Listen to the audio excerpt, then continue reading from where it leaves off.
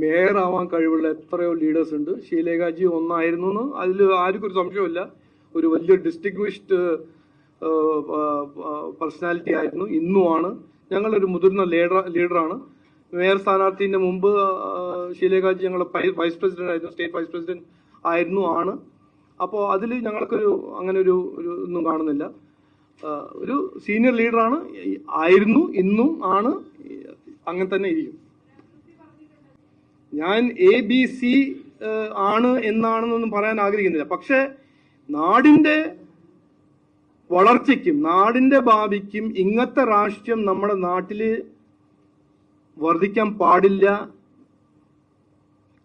പിന്നെ കോൺഗ്രസ് പോലെ ഒരു വീക്ക് പാർട്ടീനെ ഇവര് കൺട്രോൾ ചെയ്യുന്നുണ്ടോ ചെയ്യുന്നില്ല എന്നൊരു സംശയം എല്ലാവർക്കും ഉണ്ട്, ജനങ്ങളുണ്ട്, പൊതുസമൂഹത്തിലുണ്ട്. അതിനെക്കുറിച്ച് ചർച്ച ചെയ്യണം. അതാണ് ഞാൻ മുമ്പോട്ട് വെക്കുന്നത്.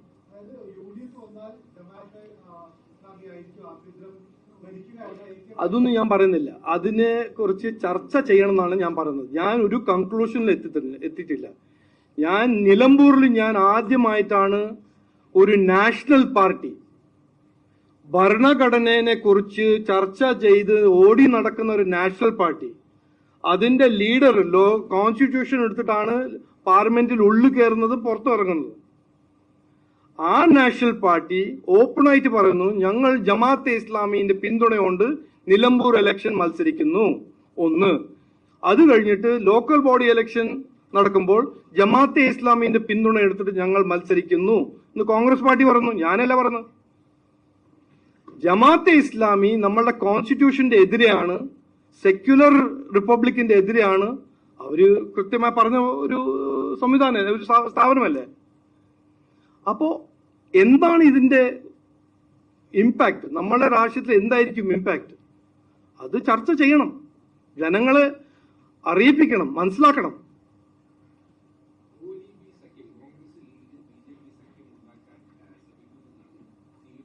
എന്താണ് ഇത് എന്താണ് ഹെൽ ഫ്രീ സോറിന് മലയാളത്തിൽ എന്താ? ഇതെല്ലാം ഓരോന്നുണ്ടാക്കി പറയല്ലേ.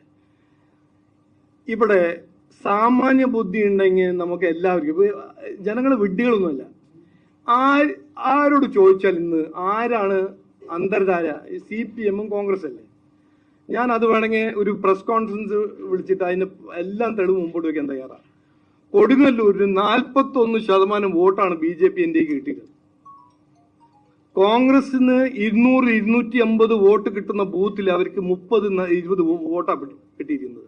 ആ വോട്ട് മൊത്തം അവർ ട്രാൻസ്ഫർ ചെയ്ത് ആർക്കാ? LDF-ന്. തൃപ്പൂണിത്തറ ഇന്നലെ സ്റ്റാൻഡിംഗ് കമ്മിറ്റി ഇലക്ഷനിൽ ആരുടെ പിന്തുണയാണ് ആരാണ് എടുത്തിരിക്കുന്നത്? കോൺഗ്രസിന്റെ ലെഫ്റ്റ് അല്ലേ.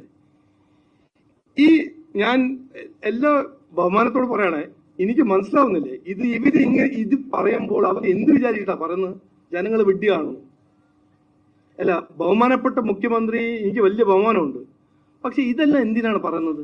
ആരെ വിഡ്ഢിയാക്കാനാ പറയുന്നത്? CPM കോൺഗ്രസും 27 സ്റ്റേറ്റും 8 യൂണിയൻ ടെറിട്ടറീസിലും പൊളിറ്റിക്കൽ അലയൻസിലാണ്. അവര് ഐഡിയോളജിക്കൽ അലയൻസ് ആണ്.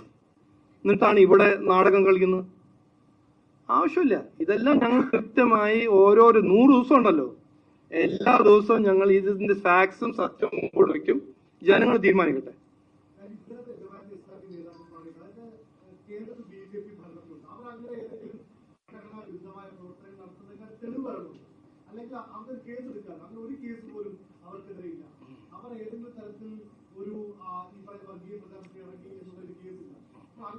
അവരുടെ മാനിഫെസ്റ്റോ നിങ്ങൾ വായിച്ചിട്ടില്ലേ? ഇതിപ്പോ 10ാം തവണയാണ് മാധവസുമൃത്ത് എന്നോട് ചോദിക്കുന്നത്. ഞാൻ ഡൽഹിയിൽ പ്രസ് കോൺഫറൻസ് ചെയ്തപ്പോൾ ഇതന്നെ ചോദിച്ചത്.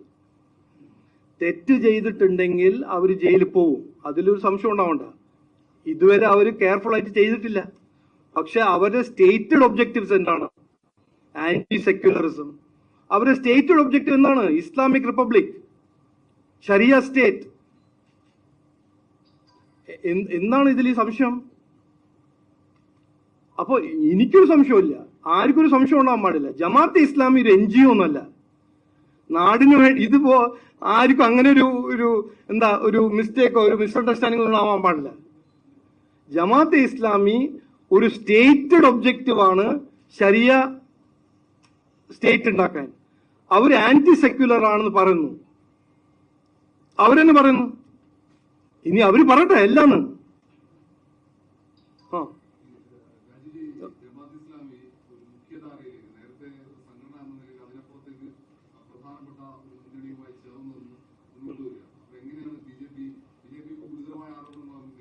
അല്ലല്ല, ഞാനൊരു ആരോപണം നോക്ക്, ഞാൻ ഒരു ക്ലാരിഫൈ ചെയ്യുന്ന, ഞാൻ ഒരു ആരോപണം ഉന്നയിക്കുന്നില്ല. ഞാൻ പറഞ്ഞത് ഞങ്ങൾ അടുത്ത 100 ദിവസം ഇതിനെക്കുറിച്ച് ചർച്ച ചെയ്യാൻ ആഗ്രഹിക്കുന്നു.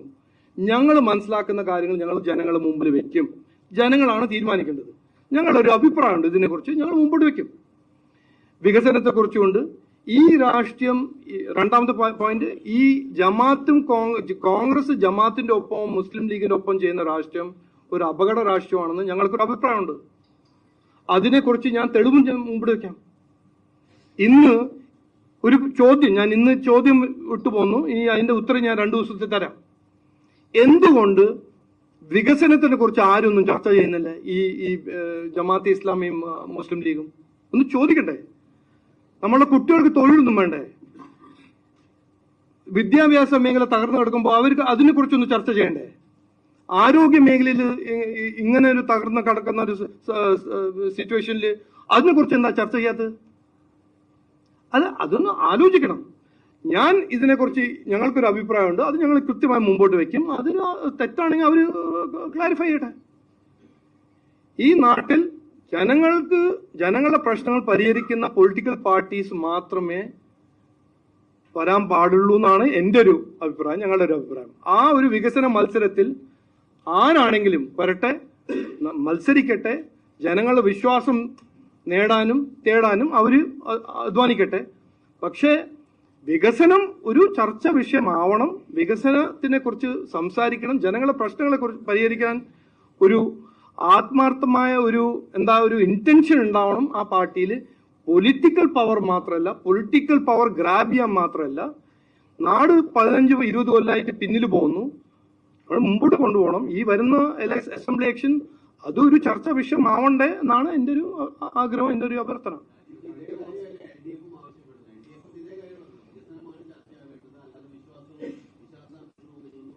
അല്ല, ഞങ്ങൾക്ക് വികസനവും ചർച്ച ചെയ്യണം, വിശ്വാസവും ചർച്ച ചെയ്യണം, വിശ്വാസികളെ സംരക്ഷിക്കണം ചർച്ച ചെയ്യണം. പിന്നെ LDF 10 കൊല്ലം അവർക്ക് കിട്ടിയില്ലേ? അവര് വികസനം ചെയ്തോ ചെയ്തില്ലെന്ന് ജനങ്ങൾ തീരുമാനിച്ചു. അവരിപ്പോ 10 കൊല്ലം ഭരിച്ചു കഴിഞ്ഞിട്ട് വികസനം വേണമെന്ന് പറഞ്ഞിട്ട് കാര്യമില്ല. അതിപ്പോ പിന്നെ എന്തിനാണ് ലോക്കൽ ബോഡിയിൽ തോറ്റത്? അങ്ങനെയാണെങ്കിൽ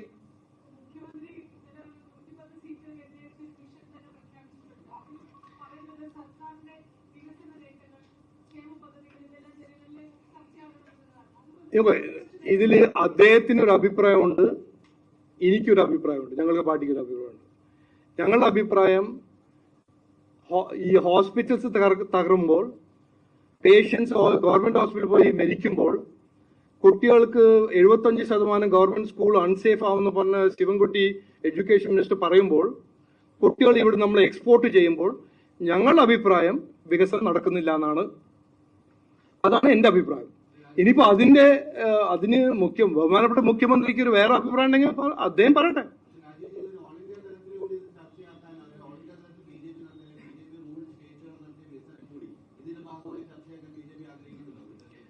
ഞങ്ങൾ 100% ഞങ്ങളുടെ ട്രാക്ക് റെക്കോർഡ് മുമ്പോട്ട് വെച്ച് അതിനെക്കുറിച്ച് ചർച്ച ചെയ്യാൻ ആഗ്രഹിക്കുന്നു. അതുപോലെ തന്നെ കോൺഗ്രസ് കർണാടകയിലും തെലങ്കാനയിലും ഹിമാചൽ പ്രദേശിലും 10 കൊല്ലം UPI ഭരിച്ചപ്പോൾ, CPMന്റെ പിന്തുണയോടെ ഭരിച്ചപ്പോൾ അവര് എന്ത് ചെയ്തു? ഇതെല്ലാം ചർച്ച ചെയ്യണം. കറക്റ്റാണ്. അല്ല, നിങ്ങൾ തീരുമാനിച്ചു അതെല്ലാം. അല്ല, ചർച്ച നടത്തണം എന്നാ ഞാൻ പറയാം. ഇന്ന് ചർച്ച നടക്കണ്ട. നിങ്ങൾ പ്രിപ്പയർ ചെയ്ത് വന്നോളൂ. ഞാൻ പ്രസ് കോൺഫറൻസ് ചെയ്യുമ്പോൾ നിങ്ങൾ ഫാക്ട് ഫിഗർ എടുത്ത് വന്നോളൂ. ആരെയും ന്യായീകരിക്കാൻ ഇന്ന് ഇറങ്ങണ്ട.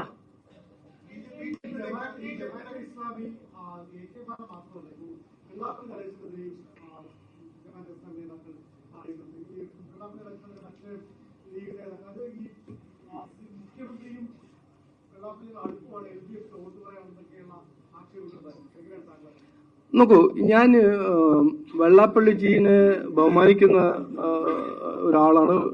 അദ്ദേഹത്തിനെ കുറച്ച് കാലമായിട്ട് അറിയുന്നൊരു വ്യക്തിയാണ്. അദ്ദേഹത്തിനെ കുറിച്ച് വളരെ എല്ലാവർക്കും അഭിപ്രായം ഉണ്ടാവും, അത് ഓക്കെ, എല്ലാവരും അവകാശമാണ്. പക്ഷെ ഒരു സമുദായ ലീഡറാണ്. അദ്ദേഹത്തിന് സമുദായത്തിന് വേണ്ടി പറയാൻ ചെയ്യാൻ എല്ലാവിധ അവകാശങ്ങളുണ്ട്. അത് നമ്മൾ കൃത്യമായി മനസ്സിലാക്കണം. ഒരു സീനിയർ ലീഡറാണ്, വലിയ സമുദായത്തിന്റെ ലീഡറാണ്. അദ്ദേഹത്തിനെ കുറിച്ച് പേഴ്സണലായിട്ട് എന്തെങ്കിലും ഉണ്ടെങ്കിൽ അത് മാറ്റിവെക്കൂ. പക്ഷെ അദ്ദേഹം പറഞ്ഞ കാര്യം എന്താണ്? ഞങ്ങളുടെ സമുദായത്തിന്റെ കുട്ടികൾക്ക് വിദ്യാഭ്യാസ അവസരങ്ങൾ കമ്പയർ ചെയ്യുമ്പോൾ മറ്റേ സമുദായത്തിൽ കൂടുതൽ കിട്ടുന്നു. സ്കൂളുകൾ, കോളേജുകൾ അവിടെ കൂടുതൽ നമ്പറിലുണ്ട്. ഞങ്ങളുടെ സമുദായത്തിൽ അങ്ങനെ കിട്ടുന്നില്ല. അതിനെന്താണ്? അത് ചർച്ച ചെയ്യണം. അത് എന്തുകൊണ്ടാണ് നമ്മൾ സെക്യുലറിസമും മറ്റേതെല്ലാം പറയുമ്പോൾ എല്ലാവർക്കും ഒരുപോലെ തന്നെ അവസരം കിട്ടുന്നില്ല? അത് ചർച്ച ചെയ്യേണ്ട ഒരു വിഷയമാണ്. അതുകൊണ്ട് ഞാൻ പറയുന്നു, ഈ വരാൻ പോകുന്ന ദിവസം നിങ്ങൾ ഒന്ന് ഓപ്പൺ മൈൻഡോണ്ട്, മാധ്യമ സുഹൃത്തോട് ഞാൻ പറയുന്നത് ഒരു ക്ലോസ് മൈൻഡ് അല്ല, ഓപ്പൺ മൈൻഡോട് ഞങ്ങൾ പറയുന്ന കാര്യങ്ങൾ നിങ്ങൾ ഒന്ന് കേൾക്കുക. ഞാൻ പറയുന്ന ഉടനെ വർഗീയവാദി എന്ന് പറയാൻ നടക്കണ്ട. അതാണ് എൻ്റെ ഒരു ഏറ്റവും പ്രധാനപ്പെട്ട ഒരു അഭ്യർത്ഥന. ഞങ്ങൾ പറയുന്ന കാര്യങ്ങളെ കുറിച്ച് ഫാക്റ്റിൽ എന്തെങ്കിലും ഒരു തർക്കം എന്തെങ്കിലും ഉണ്ടെങ്കിൽ, അതിലൊരു തെറ്റ് എന്തെങ്കിലും ഉണ്ടെങ്കിൽ നിങ്ങൾ പറയാം. ഞങ്ങൾ ഫാക്ട് കൊണ്ട് ഞങ്ങൾ എവിഡൻസ് കൊണ്ട് ഞങ്ങൾ കാണിച്ചു തരും. എത്രയോ കൊല്ലമായിട്ട് സമുദായങ്ങൾ ഒരു വികസനവും നടക്കാത്ത സമുദായങ്ങളുണ്ട് നമ്മുടെ നാട്ടിൽ. അവർക്ക് വിദ്യാഭ്യാസ അവസരങ്ങൾ, അവർക്ക് ആരോഗ്യ അവസരങ്ങൾ, അവരുടെ ബിസിനസ്സും അവരുടെ ട്രഡീഷണൽ ആർട്സ് ആൻഡ് ക്രാഫ്റ്റ്സിലും കിട്ടാത്ത സപ്പോർട്ട്, ഇതെല്ലാം നമ്മൾ പഠിച്ച് മുമ്പോട്ട് വെക്കും. അപ്പോ അത് എന്തുകൊണ്ട് നടക്കുന്നു? അവരുടെ സമുദായ നേതാവുമാര് അവർ പറഞ്ഞില്ലെങ്കിൽ ആരാണ് പറയാൻ പോകുന്നത്? അപ്പോ വെള്ളാപ്പള്ളിജി പറഞ്ഞതില്, വെള്ളാപ്പള്ളിജിനെ കുറിച്ച് എനിക്ക് അദ്ദേഹത്തിന് അപമാനമുണ്ട്, മറ്റവർക്ക് അങ്ങനെ ഒരു അഭിപ്രായം ഉണ്ടെങ്കിൽ ആയിക്കോട്ടെ. പക്ഷെ മെസ്സേജ് നമ്മൾ അങ്ങനെ ഇഗ്നോർ ചെയ്യാൻ പാടില്ല. അദ്ദേഹം പറഞ്ഞത് മെസ്സേജ് നമ്മൾ പഠിക്കണം, അത് ചർച്ച ചെയ്യണം. അതില് വേണ്ടത്ര സബ്സ്റ്റൻസ് ഉണ്ടോന്നോ ഇല്ലയോന്നോ നമ്മൾ മനസ്സിലാക്കണം.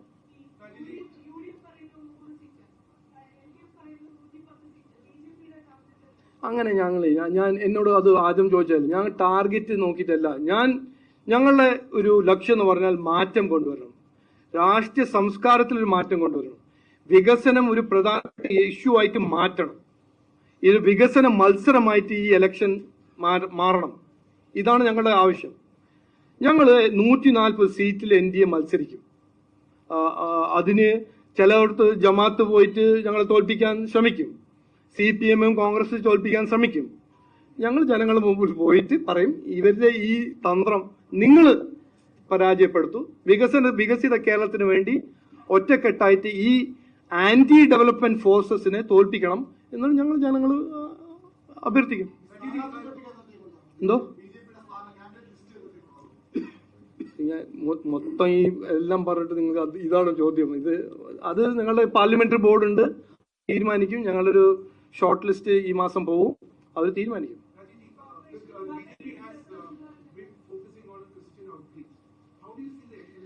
I want to explain to you one clear thing. ഇത് നിങ്ങളാണ് അങ്ങനെ ഔട്ട്റീച്ച് ആക്കിയിരിക്കുന്നത്. We are focused on Malayali outreach, we are focused on വികസിത കേരളം ഔട്ട്റീച്ച്. ഞങ്ങൾ എല്ലാവരുടെ ഒപ്പം പോയിട്ട് എല്ലാവരുടെ വീട്ടിൽ പോയിട്ട് പറയുന്നത് ഈ വികസന സന്ദേശം ഞങ്ങൾ ആഗ്രഹിക്കുന്ന ഇതാണ്, ഞങ്ങളുടെ കാഴ്ചപ്പാട് ഇതാണ്. അതിന് വേണ്ടി ചില സമുദായം, ഞങ്ങളെ ഇഗ്നോർ ചെയ്ത സമുദായം, അവരെയും പോയി കാണുന്നുണ്ട്. അതാണ് ഞങ്ങൾ പറയാനുള്ളത്. കാരണം ഈ വികസനം, ഞങ്ങളുടെ കാഴ്ചപ്പാട് എല്ലാവർക്കും ഗുണം ചെയ്യുന്ന വികസനമാണ്. എല്ലാവരുടെ ഒപ്പം എല്ലാവർക്കും വേണ്ടി ഒരു വികസിത കേരളം സൃഷ്ടിക്കുന്ന ഒരു കാഴ്ചപ്പാട് എല്ലാവർക്കും ഗുണം ചെയ്യുന്നതാണ് ഞങ്ങളുടെ ഒരു വിശ്വാസം.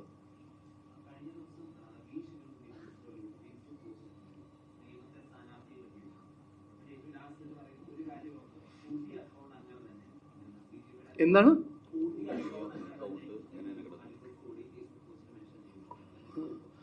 അദ്ദേഹം 10 കൊല്ലം സ്കൂള് നന്നാക്കാനാണ് ജനങ്ങൾ ഒരു അവസരം കൊടുത്തത്. സ്കൂള് നന്നാക്കിയില്ല, ഫേസ്ബുക്ക് പോസ്റ്റ് ഇട്ടോട്ടെ.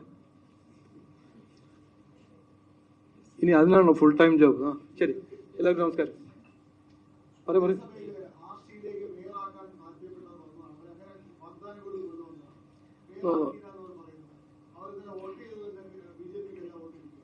അതൊരു മിസ്റ്റേക്കായി പോയതാണ്. നോക്കൂ, ഞങ്ങളുടെ പാർട്ടിയിലെ സീനിയർ ലീഡേഴ്സും മേയർ ആവാൻ കഴിവുള്ള എത്രയോ ലീഡേഴ്സ് ഉണ്ട്. ഷീലേഖാജി ഒന്നായിരുന്നു എന്ന് അതിൽ ആർക്കും ഒരു സംശയമില്ല. ഒരു വലിയ ഡിസ്റ്റിങ്വിഷ്ഡ് പേഴ്സണാലിറ്റി ആയിരുന്നു, ഇന്നുമാണ്. ഞങ്ങളൊരു മുതിർന്ന ലീഡറാണ്. മേയർ സ്ഥാനാർത്ഥിന്റെ മുമ്പ് ഷീലേഖാജി ഞങ്ങളുടെ വൈസ് പ്രസിഡന്റ് ആയിരുന്നു, സ്റ്റേറ്റ് വൈസ് പ്രസിഡന്റ് ആയിരുന്നു ആണ്. അപ്പോൾ അതിൽ ഞങ്ങൾക്കൊരു അങ്ങനെ ഒരു ഒന്നും കാണുന്നില്ല. ഒരു സീനിയർ ലീഡറാണ്, ആയിരുന്നു, ഇന്നും ആണ്, അങ്ങനെ തന്നെ ഇരിക്കും.